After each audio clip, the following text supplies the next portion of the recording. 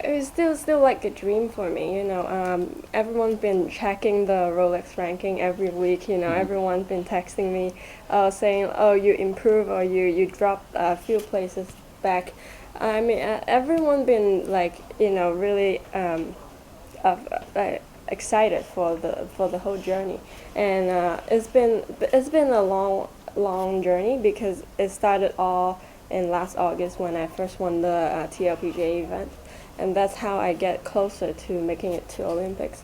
So I mean, it's a great. I mean, I still can't tell you how excited I am, but I will practice harder and try to prove that I'll treasure this chance.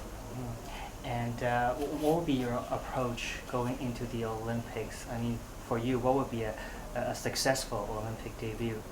I mean, if people ask me will I practice harder for Olympics, I treat every tournament as playing the best I could.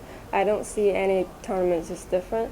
I still use the same tactic and and same emotion to play in it. But making it to Olympics, I will maybe focus more on my weakness that I never looked at before on my golf game. So it's only once in 4 years, so I try to do my best to don't let anyone down, or even myself. I don't want to let myself down in making it to Olympics. Do you feel any extra weight on your shoulders as the first golfer from Hong Kong to be represented in the Olympics? I actually haven't thought about that yet, but I'm not the only amateur in the field, so it's obviously it's hard for an amateur to make into the Olympics field, not only for golf or for any sports, and. I mean, I don't feel it now, but maybe actually every time I play in any professional events, I have that nervousness in my mind before playing, before teeing off.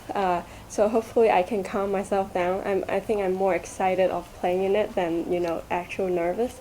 So hopefully I could calm myself down and then play the best I could and no regrets.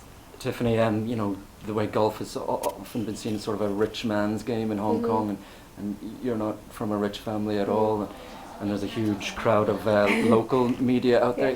How does it feel to sort of be the figurehead for Hong Kong golf, local golf, in the as a non-rich person, if you know what I mean? I mean, like people kept telling me, they're asking the same, similar questions, but when I tell them, I would say, every sport, when you want to develop a kid, you have to spend some kind of money. Like, even table tennis or, badminton, you still have to spend some money on it. But it's just like golf, you might need to spend a little bit more. But then if you go to, like, where I grew up in, like, the Two Moon driving range, back then, the kids' rates are only $6 per hour. You can hit as many balls as you want. It's a public driving range.